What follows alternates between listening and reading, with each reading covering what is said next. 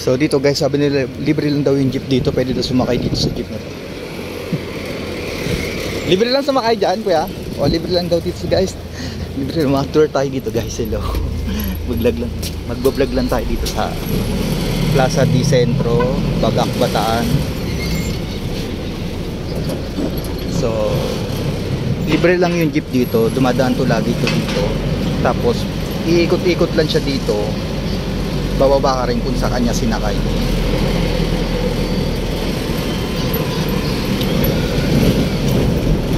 Ayan. Ito yung building na to, parang ito yung sa may 10 piso na luma. Ayan o, yung building na yan. Ayan. Ang ganda rito, diba? Libre lang yung jeep na to dito. Ikot-ikot lang siya. So tinatamad kayo maglakad, pwede kayo sumakay dito sa jeep. Dito yan sa Plaza di Centro, Bagak, Bataan. Yan si Kuya Driver. So meron siyang bakas na parang release ng trend dati. Para may release ng trend dati. So ibig sabihin meron release ng trend dito dati. Ay, may taping dito. Ayan. Bali wala pa namang, hindi pa naman nag-i-start. May taping. Yes, ma'am. Ay, ito na si Kuya. Sige po. Lilipat ako sa hello guys, lilipat ako sa harapan. So napansin ko meron ditong release ng trend na kung saan is talagang, so ibig sabihin may trend dito dati dito sa Plaza di Centro, yung panahon pa ng mga Kastila. Nilagyan nila ng release ng trend yan. Ayan yung ano. Ayan guys, ang ganda oh. Ang ganda guys oh, ang ganda. Wow,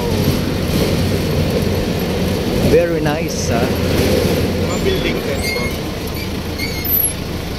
So itong ganito talaga yung itsura ng panahon pa ng Kastila. Ganito itsura niyan kuya no? Dati yung ganito mga building. Oh sir.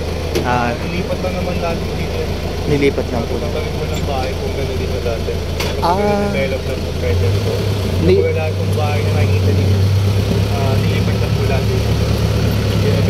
So every details, kung anong details, ayun pa rin yung okay, nilipat lang. Galing itong mga model na to, galing sa iba't ibang, tas dito siya nilipat. Okay, so ito palang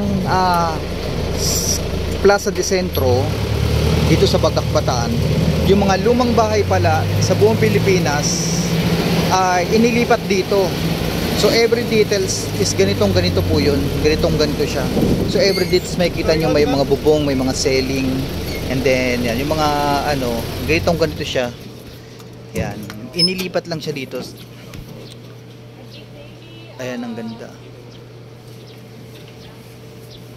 Ay, may nasisi kuya. Yung mga foreigner dito. Guys, ang ganda. May mga foreigner. So every building na luma sa buong Pilipinas, inilipat dito na perfect. Kung ano yung details ng pinagkopyahan o models is kopyang-kopya, walang labis, walang kulang. So ito yung makikita nyo rito sa loob ng Plaza di Centro dito sa Bagak, Bataan. Sobrang ganda dito, promise. Ayan, yung mga foreigner sumakay. Ayan, so sabi nga ng yung driver mismo nagsabi na talagang itong dating mga pinagkopyahan is ganito pa rin, kagaya niyan. Kung for example ito, ganito pa rin siya.